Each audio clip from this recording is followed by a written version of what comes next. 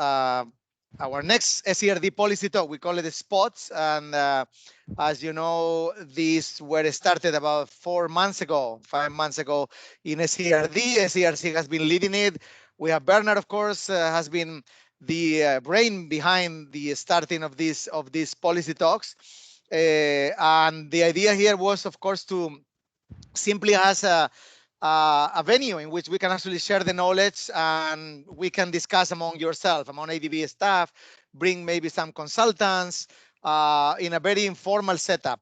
Typically, we have a moderator that has been Bernard in most cases. Now, since we lost him, we are trying to bring new moderators and new blood and ideas to really moderate this and really keep the conversation really lively. You know that we don't have any formal presentations here. It's a very informal setup, very different than our other modality, the LEAP events that we organize where they're a little bit more formal.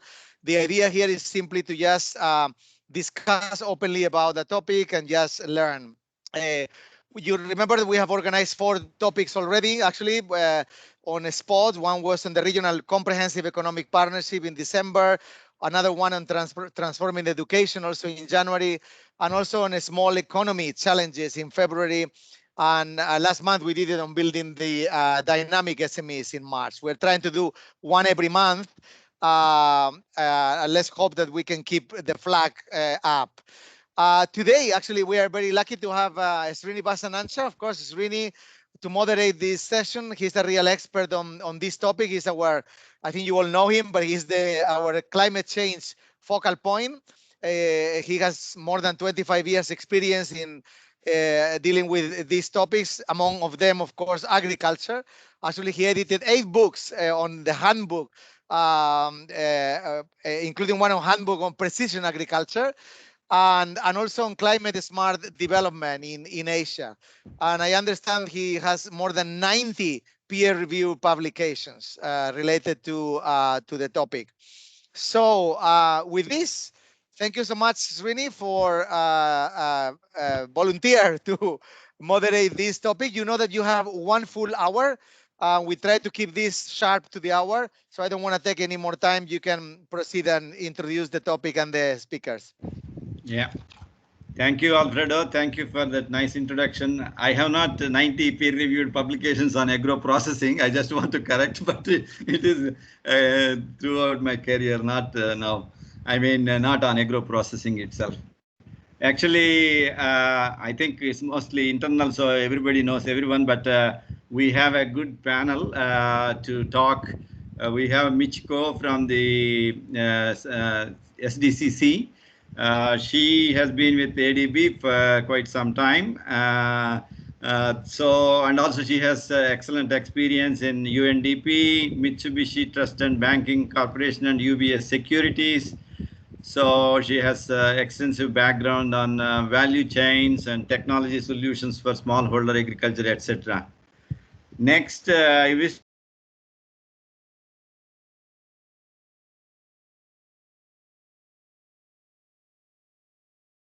with ADB, he has been with ADB for sort of medium term, just like me, maybe about 12 years.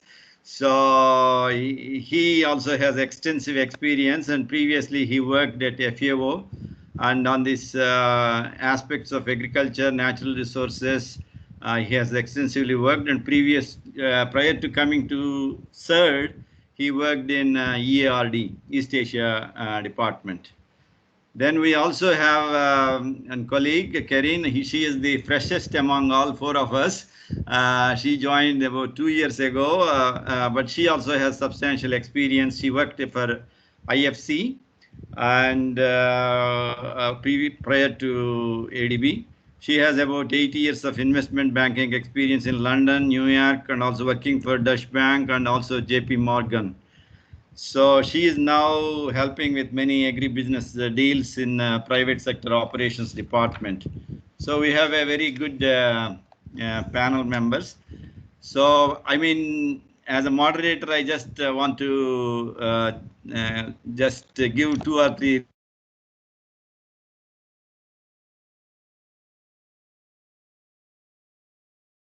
We are losing you, Srini.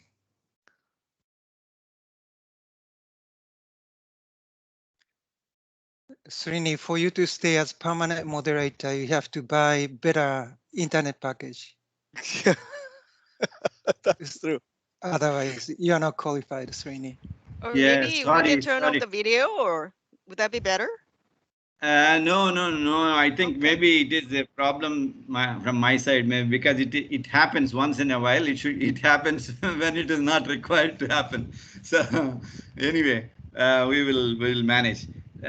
Basically, as Alfredo has mentioned, I think we have engaged a company called Alpha Beta to look at where are the opportunities in terms of COVID-19 recovery in Southeast Asia. And based on their thorough assessment, they have identified 5 sectors or subsectors, you can say. One is the agro processing. So basically, it is not only in terms of GDP or jobs or other things, it is also an important area in terms of COVID-19 recovery. So there is a lot to do in future. So I think this is one area where I think our colleagues will reflect on. And another thing is that we all know that COVID-19 had some impacts. There are some negative impacts, and they will also be touching upon that. And in case of COVID-19 and its impacts on agro processing, this is universal. It's not only in developing countries, even developed countries also had impacts on agro processing. But of course, in terms of the resilience, to bring back to the normal situation, there are different lessons from various countries. So probably we have more to learn from other countries in terms of adoption in Southeast Asia. So this particular piece that was done by Alpha Beta, they also identified some policy actions, either in terms of improving, further efforts to improve productivity or value addition or resilience or efficiency and transparency of our value chains. So, okay, I mean, the topic is very important. So now I will just start with Michiko first. Michiko, kindly let us know, and also the audience, what is the significance of this agro-processing industry in Asia Pacific in general, and more importantly in Southeast Asia, based on your assessment? Thank you, Srini. Thank you, Alfredo. First of all, I'm privileged now, feel privileged to be a part of this one because there's something I can show off to my colleague in STCC because I understand there are not many that have been participating so far. Anyway, agribusiness, I think all of us, I mean, it's a mingling amount based on our project cases that agri processing together with the fresh retails is really a booming potential growth area. There's so many reports out there talking about, particularly in Southeast Asia, you have, I mean, as a region, I think it's a substantial market. It's 160 billion or something. Maybe it might be a little higher now. And then also you have the Thailand, who is just like a world-class processor, and also Indonesia, the huge market, and Philippines also. And in Indonesia in particular, they're also gobbling up that raw crop sort of like imports from inside of the domestic farmers as well as the regional farmers. So it's a lot of business opportunity creator, and it's going to continue on for the medium term. That's the projection. And then because of the COVID, that tendency intensified. So that's a really interesting thing. So I think we're going to talk about this a little bit more further. So there's a job opportunity, but also in my point of view, we've been doing a lot of like post-harvest studies and the industry, the value chain studies, and we always increasing finding out is that the agro processing somewhere we can tweak a bit about the circular economy, waste to energy, or like post-harvest reduction. This is also the SDG goal 12. So there's a lot of opportunities in there. And also there's an impact on this, the inclusive growth is really huge. I'll stop here. Thanks much, Michiko. I think that's very succinct and very good overview. I mean, now we go on to the key challenges. Actually, we recognize that there are many challenges in our region, especially in Southeast Asia, faced by this agri processing industry, both before and during the pandemic. So, I mean, we need to assess those challenges either from public sector side or from private sector side or even outside Southeast Asia. So maybe, I mean, may I request Takeshi to reflect on some of his observations on the challenges faced by agri-business, agri-processing industry in Southeast Asia, both during and before pandemic. Thank you, Srini. Okay, I have more experience in actually East Asia. So actually my talk is about a mixture of East Asia and Southeast Asia. And this, sorry, this is more of what Michiko-san, adding up to what Michiko-san said. You know, these countries that we deal with, I mean, have still like substantial agriculture sector. Some countries have more than 20% of GDP coming from, you know, agriculture sector, like Cambodia, Myanmar, or even Vietnam, Indonesia. I mean, pretty high agriculture contribution. So, I mean, taking advantage of good, abundant raw materials, this is the really area. And when I was working in Mongolia, talk to politicians and talk to government officials, I mean, they always say very sad that, I mean, Kashmir is, I mean, China was known for Kashmir #1 processors, while Mongolia is #1 kind of, you know, raw Kashmir producers. So they really wanted to change this situation because this processing part is much more lucrative than raw material production portion. And also raw material production portion is a bit toxic. And so environmentally it's harsh. So, and hard labor, low profit. So many countries, I mean, Mongolia, they really wanted to have this value addition part of this chain for mainly livestock products. And say Cambodia, when we discuss, you know, they say we have nice, lots of cassava, we have a lot of cashew, pepper, these things, but I mean, they don't have strong capacity to process to the end. So they are kind of acquired low price by Vietnam, China, Thailand, different countries, and they process and sell off. So it's really, I mean, you know, these DMCs that we deal with, and they have strong desire that they want to build upon, because this is really the opportunity for economy, opportunity for jobs. And this is the area where, I mean, we can really build something, I mean, in rural area. Lots of industries developed in different areas, but, you know, agro processing, it's really, there is meant to be in rural areas, there is advantage to be there. So that's, yeah, something this is the area I've been actually working since I started working in ADB. And now Mongolia is the #1 Kashmir, you know, producers to be known. So it's very good, and we hope to support different countries. And in terms of COVID challenges, sorry, I'm talking kind of long. I would say challenges before and after. I mean, agro processing as well as non-processing, it's pretty similar, I would say. However, I would say more pressure. The reason is, I mean, we know agriculture sector did quite well during this COVID against non-agriculture sector, you know, economy. And so kind of shock absorber, I mean, agriculture sector plays. And if agriculture can generate more opportunities, like job opportunities through agro processing, I think that's going to be much more resilient in terms of industrial structure. So I think COVID is really making us realize that we have to have, strong this agriculture-based, industrial structure. That portion is quite important because food, agriculture products are, kind of a necessity. So it doesn't go away quickly.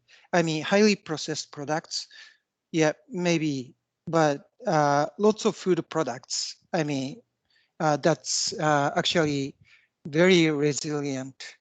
So in order to keep the economy resilient, I think agro-processing, agriculture value chain, if we can establish strong one, then it's going to give stability to economy overall. Sorry, I didn't talk much about challenges, but yeah. Yeah, thanks. I think you have given some challenges. The issues of capacity challenge, etc., they continue to be important. Besides infrastructure related challenges. But maybe Karin, I can ask you about from your perspective and private sector perspective, actually, what are the key challenges, at least two challenges before and during pandemic? Thank you, Srini. Yes, I think I would probably echo some of the challenges that were highlighted before. So I guess the key challenge that has always been there in Asia and was the fragmented and inefficient supply chain, which means that, the agro industry has to engage with a very large number of smallholder farmers to procure what they need. And those farmers have limited capacity, which obviously has consequences on the productivity as well as the food quality and safety that they can produce. So in order for the agro industry to be successful, they not only have to be really good at their core processing activities, but they also have to actively support smallholder farmers they procure from to ensure that they can source the adequate volumes and quality. So in practice, that can take many forms, like provision of agro inputs, modern machinery, as well as capacity building. The other key challenge that has always been on the radar screen of most of the agro-processing industry is down to the infrastructure gap. So whether it's inadequate transportation, distribution, storage, access to drinkable water, reliable power supplies, and that again means that those are issues that the agro industry has to resolve to be able to produce and distribute its product to customers. So logistically, this is quite a challenge. It has obviously an impact cost-wise, but also in terms of skill sets, because you have to find the relevant support, which isn't quite your core business.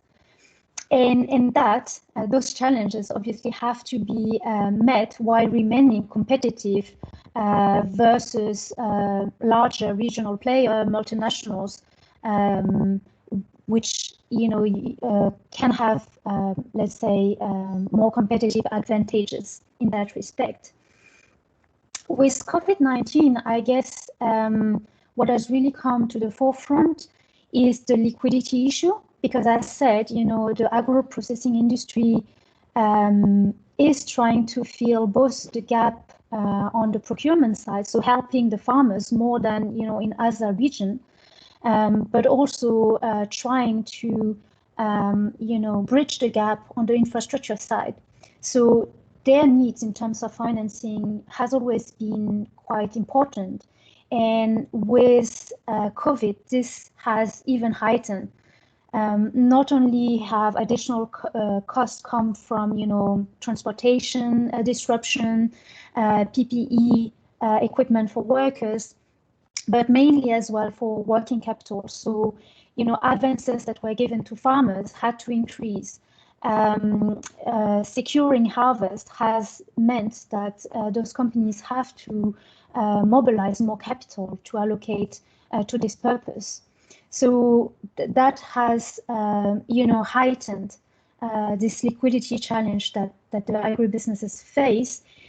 in an environment where commercial banks usually try to retreat and diminish their own limits. So those are the key challenges from the private sector side. Yeah, thank you, Karen. I think the issue of liquidity challenge is really a big factor in most of our countries in Southeast Asia, and because a lot of diversion of money for other support. So definitely this is a big challenge that we need to address. Michiko, I mean, you work across the departments. I mean, so are there any observations from you by looking at whether it is South Asia, Central Asia, or Pacific, or other regions? I mean, of course, there are common elements with Southeast Asia, but any particular challenges that you would like to highlight? Past 2-3 years, I've been focusing on the agri value chain in the India and surrounding areas, in particular, because we've been multiplying these investment proposals. One of the things I want to build up on something that Karin said, and it's logistics infrastructure, sort of like a beyond the farm gate aggregation volume, and also how that's going to end up into which step what institution go through to get to the market. It's just so many steps into almost informal. It's amazing. We did the formal studies on this one. It was amazing. I didn't know that the really, really prosperous part of all this India, the value chain goes to changing hands 5 or 6 at least. Well, versus the modern value chain, it's just like a direct contract farming, no? So it's like a distance-wise and time-wise, and also the cost-wise, it's just so far away. Because of that, a lot of processing companies are saying that we're not going to procure locally, we're going to import, because they exactly have that's cheaper and faster. There's some of the interview that we carry out that we get the feedback like that. So, and then I said, when it comes to India and all, I think it's the same for the Bangladesh, because of the sort of a really lengthy value chain. Like India, they lost the #1 rice exporter position because of COVID. They all of a sudden market shut down, miller shut down, people just don't move, drivers and logistics not going to move. So they cannot put the product out. It was being rotten in the port. So that sort of thing could happen because it's really lengthy. Nobody's control. One party can not really control over all the flow. And then another thing that is observing is the labor issue. Being old, and also right now after the COVID, not old, but it's increasingly sick people would just handle the distribution, the last leg of this, the distribution to access to the market. And then now there's a lot of labor issues and hiring a lot more people to keep the capacity for the delivery logistics. They did a lot of interesting innovative things that are called cluster of the modern retailers and the processors, but still, I think it's a big challenge to think about. We often think about, aging of the farmers on the production side, but delivery portion also, there are a lot of child labor issues. I'll stop here. Yeah, thank you. I think this is this is also an important challenge actually that you mentioned, this aging labor, especially on the post-production side. We are always thinking about aging farmers, but this is another dimension that we need to be looking at. Okay, we know the challenges. I think there are varying challenges, right from infrastructure or inefficiencies along the value chain or logistics and liquidity issues and aging labor, etc. But then how is ADB actually supporting Southeast Asia? Maybe this is what we would like to explore, either on a regional basis or an individual country basis. How are we really supporting in terms of improving the competitiveness of agri processing, both before and also during the pandemic? Are there any sort of good examples in terms of public-private operations that are relevant? And are there any key lessons actually, either in terms of our own design or implementation of our projects, ADB projects, that we should really scale up? If there are some good lessons that will be more relevant in the context of COVID-19 recovery efforts.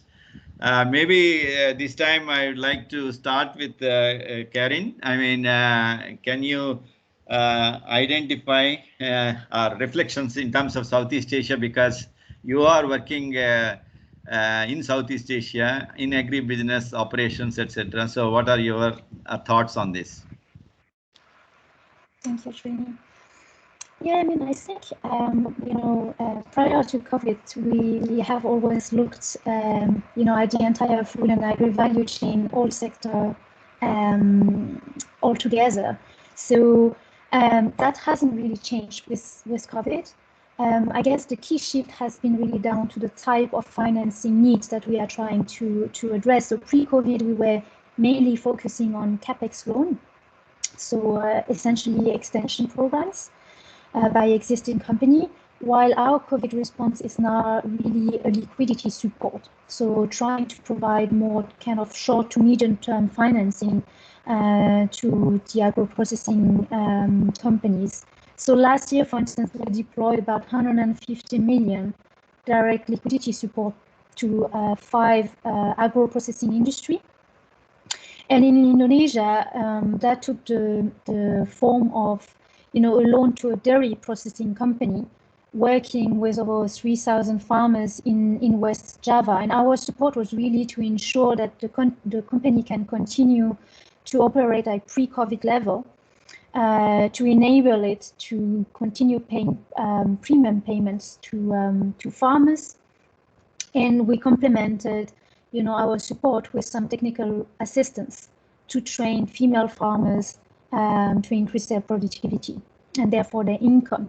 I guess on the longer term, what is really critical in terms of public-private sector is to join forces to ensure that we have a bigger and longer-lasting impact on all the stakeholder involved in that industry. So not just the agro-processing industry itself, but also the farmers, and down the line, up to the end customers. So basically covering the full value chain, and that's exactly one of the one ADB initiative that I'm currently working on, which is looking at the shrimp aquaculture sector in Indonesia. And the public intervention really looks at setting up the right enabling business environment, as well as looking at what is needed on the infra side, so more substantial kind of investment needs, where the private sector is contributing to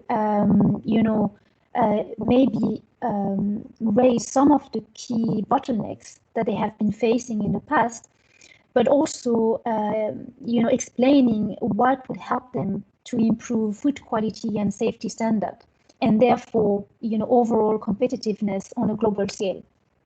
So I'll stop here.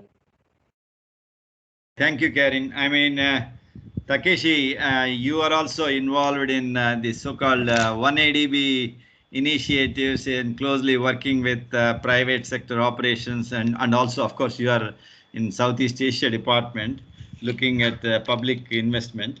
So what are your reflections? How is ADB supporting our countries in Southeast Asia? Yeah. Okay. Yeah, thank you. Yep. So, I mean, we are supporting in many different ways. I mean, something very typical for the sovereign. For instance, research and development, and for instance, this food safety laboratories or regulations. So these things we are certainly supporting as sovereign to create, or rural roles, to create better business environment. But at the same time, as like PSOD does, we are also assisting agro processing companies or logistic companies, I mean, in terms of finance or capacity. And what we do is we also go down to these primary producers. And because many agro enterprises, I mean, they struggle or they usually use middlemen to buy quality. They don't have full control over, primary products. So they wish to get connection if someone can help to organize So these kind of sovereign projects, I mean, we can certainly help with the government to, improve productivity, organize farmers, and many countries, they know they need scale given these small farmers. So without really, changing this small farmer operation, they just want to group them together, and so that they can maintain same standard, and they will have market access to finance if they are group. So that's the Cambodia, Philippines, different countries, they really want to have scale, taking advantage of, I mean, not killing these small scale farmers, but more like how to build upon. And in terms of coordination with private sector, I mean, I always think we do small, but I mean, once these agro processors or agribusiness companies, they are hatched and a little bigger level, then suddenly, I mean, private sector comes in and lend. That's something we don't have so many successful cases yet, because it takes time really. I mean, to raise up these agro processors to the level. I mean, some of them, they are ready to borrow, but if we talk about Cambodia, not many. Vietnam, yes, there are.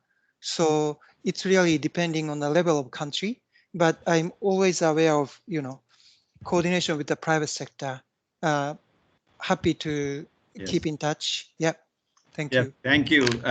I think building on what Takeshi mentioned, there are not necessarily many successful examples. There are some successful examples. I mean, Michiko, again, by looking at your experience across departments, I mean, what are the key lessons in terms of our design of the projects or implementation or improving the impact? I mean, how do we want to have more successes that Takeshi was trying to refer to, either Vietnam or Philippines or, yeah.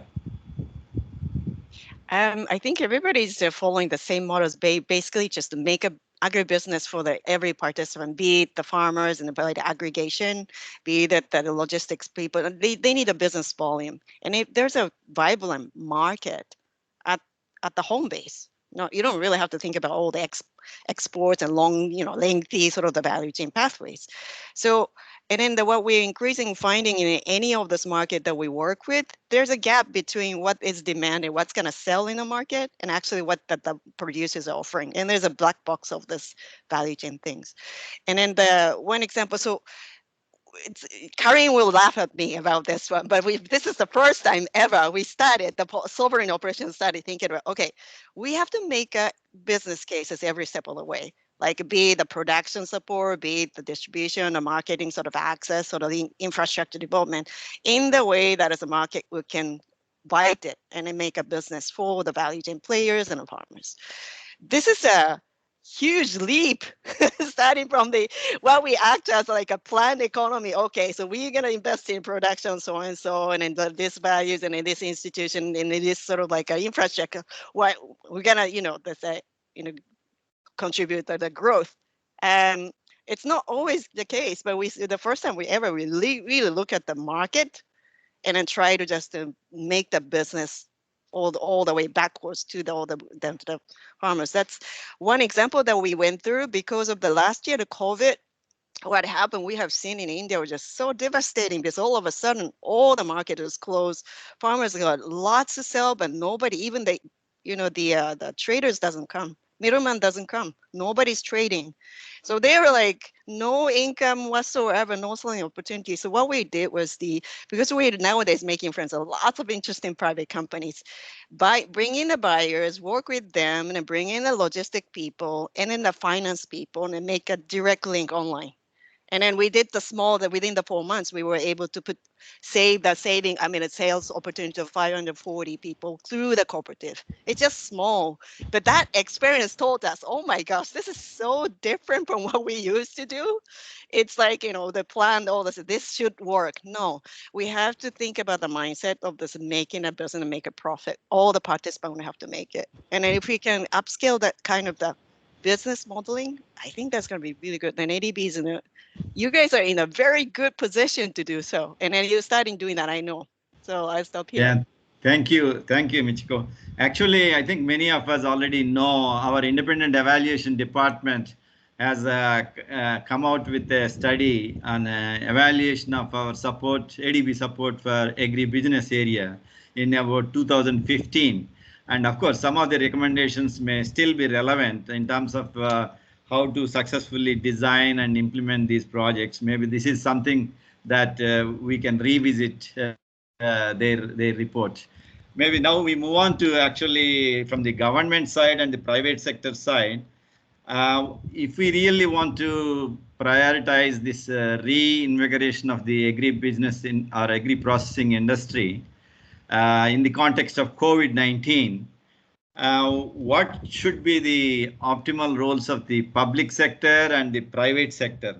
So maybe I will start this time with Takeshi. Either you can think, I think in our discussions, we have not talked much on the technology part. Probably, this is one area whether ADB should be, or government should be doing more, or the private sector should be doing more in terms of the digital technologies or other advanced technologies. Because one of the findings from Alpha Beta report is if we successfully deploy these technologies across the value chain, they say that agri-processing industries productivity can be increased by almost 50% in Southeast Asia. So 50% is a big increase. Of course, it depends on what base value we are talking about. But this is one thing. And second thing is there is a concern on the safety and quality. And this is another important area that Karen has already mentioned. This has implications not only for just community health, but also there is a strong role for both public sector as well as the private sector. So this is one thing that we can also look at. Maybe I will start with Takeshi. What should be the role of the public sector or government and the private sector in whether you talk about technologies or safety and quality or other issues? Thank you, Srini. Yeah. Before getting to technology, just role of the government is to really make private sector, easy to operate. We had a meeting with one huge fish processing company in the Philippines, and they are really struggling with this movement of goods when they want to transfer to market or fishermen. They try to bring fish to their companies.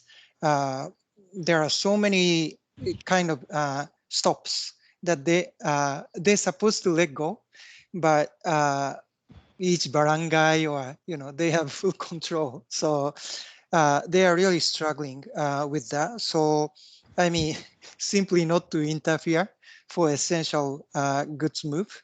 And also they are struggling with the stoppage of this permission of fishing. Mm. Yeah, because government functions as skeleton, so they are not operating normally. So although they have good business opportunities, they cannot harvest it. Simply, they are not given enough permissions for fishermen to fish. So, and also it is same for the trade policies. Early stage, there are some governments, they try to restrict their trade. And I believe still now, more maybe subtle way. But in terms of government of the Philippines, for instance, rice. They negotiate with Vietnam government bilaterally, and they are sorting out somehow. So I think keep this free trade regime is quite important. So for government not to disturb, I think that's quite important. That's very right. And in terms of technologies, yes, yes to some extent, and actually large extent. We hold so many actually number of farmers in the sector still. If we look at the developed countries, like US, maybe 0.01% of population doing farming or less. Japan, Europe, maybe a couple of percent.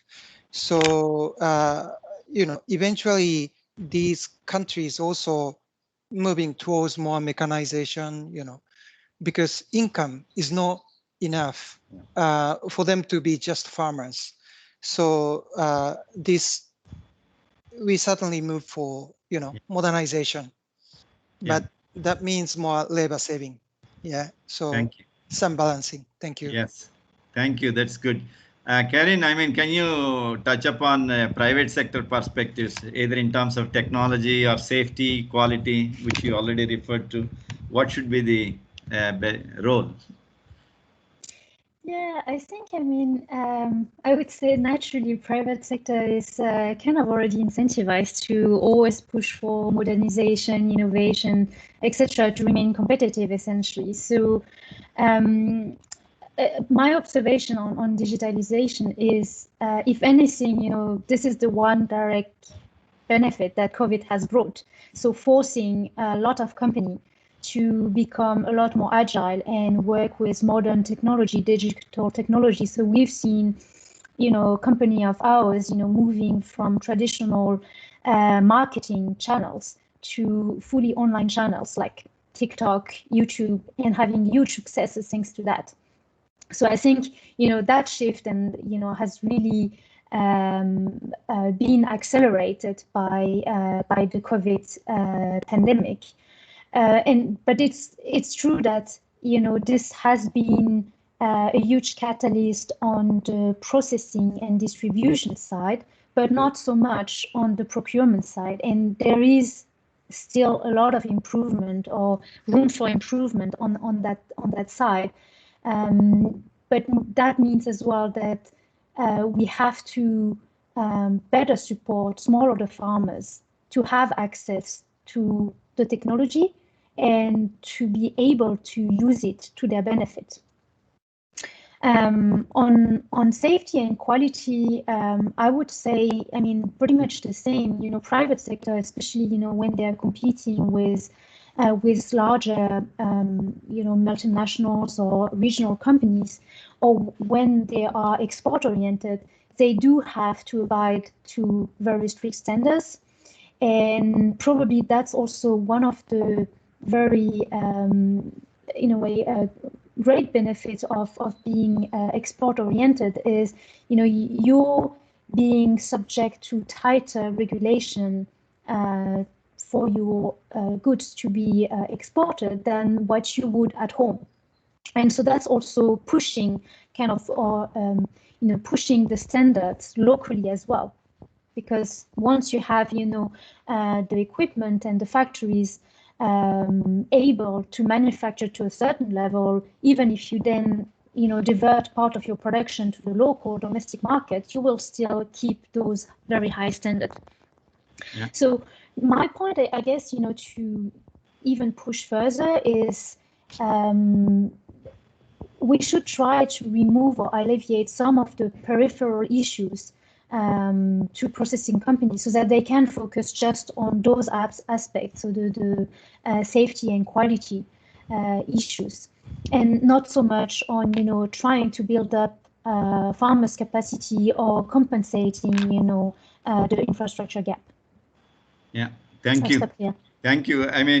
Given our time limitations, because we want to have some discussion also, Michiko, can you briefly also reflect on, because you are also one of the champions in ADB promoting the digitalization of agriculture and other things. So reflections, but very briefly. We want to allow some time for discussion. Do you want me to say yes? That's it. No. Digital technology, I think, is obviously there's a role to play in the aggregation and also to engage in smallholder farmers in the value chain. That's no question. But that alone is not going to do the job. But we want to expand that outreach. So we're starting looking at the potential of this digital plus face-to-face intervention to reach a certain group of social groups into the value chain. And then that's just one thing to mention.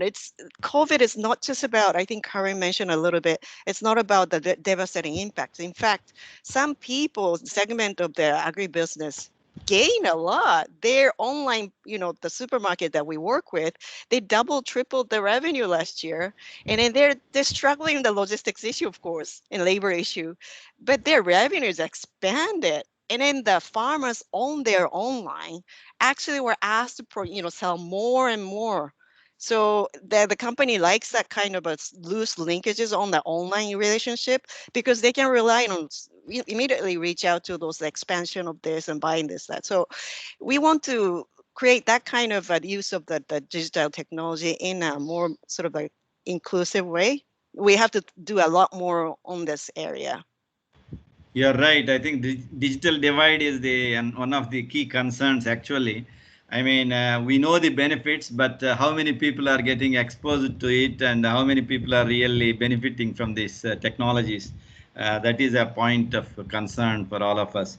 I think I have just one final question, but I want to give only 1 minute each, and then we want to open up for discussion, because given all these roles of public sector, private sector, and also the challenges that we discussed, and also our early operations, I mean, what should we be doing differently so that we will be more successful, especially in helping our countries successfully recover from COVID-19 while improving the competitiveness of the agri-processing industry? So what should be the ADB's role in reinvigorating? So 1 minute each, please. Maybe I start with maybe Michiko first. Mine's short. Maybe for intervention, we think about it involves all the private companies' partnership, but so the market would take care of this and in responding to the needs of the countries. But what our role is to just try to make it inclusive when the drive of this market growth is happening, and then for that we have a role to play. Thanks. Excellent. Thank you. I mean, Karin, your thoughts. 1 minute. Yeah, I think I would echo what Michiko just said. So we should be, I think, extremely selective and support only the pioneers, whether it's in terms of sustainability, inclusiveness. So making sure that we select the company that have the biggest impact. Yeah, excellent. Thank you. From private sector operations, Takeshi, what should be the public sector department should be doing? I think we shouldn't just sit and talk with the government.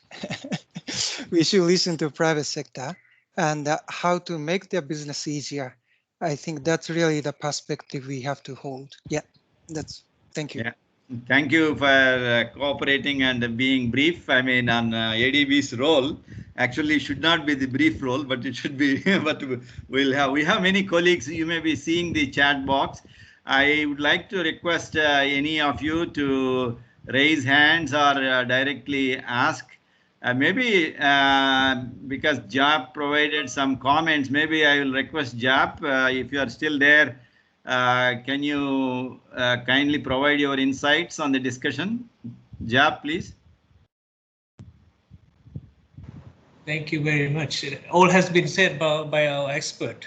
I have been providing some comments in the chat box, but I think that in addition to what our panelists have already mentioned, I just suggest that when we talk about value chain, we need to be commodity based.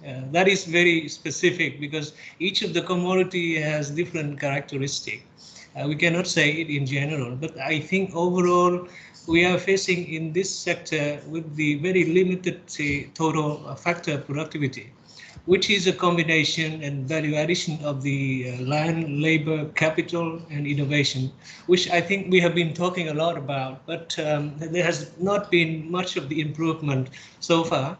So in the context of COVID pandemic, post-recovery, I think there are a few things that we need to be caring about. One is the technical and vocational training for agriculture, as well as those application of innovation. It's not for the global innovation frontier, but it is for catch-up innovation. That's very important for even farmers, as well as the incentive, particularly tax and subsidy. People may hate to hear subsidy, but it is a very good seed capital for farmers to pick up from there. So value chain, there's so many constraints, but we cannot focus on, we cannot do everything. Our family name is bank. We have to lend, right? So we have to find opportunity where we have a lot of initiative where we can lend and support the development of the sector. So I think the financing constraint is only one, but it's not everything, because financing doesn't solve everything that we are facing. So institutional and marketing model is very important. So you see many of the global agribusiness firm has been successful. In Mindanao, you see all these agribusiness firm with bananas and apple, they're exporting everywhere. So that is one of the model that we should follow. And why not aggregate? Because the bargaining power will be enhanced over there. So I think these are just some simple suggestions for consideration. Thank you. They're not simple job. They are excellent sessions. I think this is something to ponder. I mean, Narayan, you raised hand. Can you also comment? Thanks, Srini. I think discussions have been quite excellent, and Jap made a few points in the end which kind of almost summarize the whole thing. I just wanted to bring in, my experience with financing the sector, and some of these things really ring true. The importance of timely availability of financial capital for small businesses. See, this agribusiness value chains I've seen are dominated by small businesses, SMEs, and they're while they have many constraints. One of the biggest ones is lack of timely finance. So finance is available, but timely finance from the formal sector is not. So they generally tend to go to the informal sector, and a large proportion of these SMEs as well as farmers, they go to the informal sector, pay large what looks like usurious rates of interest, but actually makes them a profit even after they pay those kind of rates. So if timely financing were available from the formal sector, their efficiencies really improve. They're able to spare the capital to actually expand and maybe invest in better methods, better technology. So I've seen that happening. And Jap's point of aggregation is also I've seen that on the ground level. For instance, when farmers come together, whatever be the form, whether it is a cooperative, whether it's a farmer producer company or organization, whatever it be, their ability to both invest as well as their ability to get better prices is significantly enhanced. So these are some things that if we as a development bank can facilitate, then regardless of which region of Asia we are talking about, I think we'll make a huge difference. Thank you. Yeah, thank you, Narayan. Very, very valid point. I mean, especially on your issue of lack of timely finance from formal sector. I think this is a big challenge that we are continuing to face in this agribusiness and agri-processing industry. I mean, there is also another question from Josefina Miranda. If you are still there, maybe would you like to pause and also reflect your own insights? Yeah, I was just thinking because we're talking about production, agro, processing. What is the role of the cooperatives based on what you've seen in several countries? Because I think one of the catalysts of progress in agriculture are cooperatives, and it's high time to cultivate these cooperatives and make them partner with private sector because I mean the governments are really doing a lot this time, and what we are expecting from the government is just policy interventions that would encourage this private sector partnership with cooperatives, NGOs, and direct transaction with the consumer. So I think it's also good to look at that aspect of agro processing and agriculture, as well as digital platforms and other IT stuff, which I think was discussed earlier. Only those points, please. Thank you. Yeah, thank you very much. They're all very relevant. That's why now people are saying from PPP to PPPP. So it's like a public-private producer partnerships or something. So this cooperatives could be an important partner also. I mean, this should be, this is a very important. And I saw in the chat box actually Ching Feng suggesting that maybe Sangjun or Basher may be able to share their insights if they are attending now. Please, I mean, this is an opportunity to reflect your, your views. Sangjun or Basher, any one of you. It appears they are not there. They may have left. Okay, I mean, Hello? yes, please. Yeah. Our division is promoting rural agriculture development study.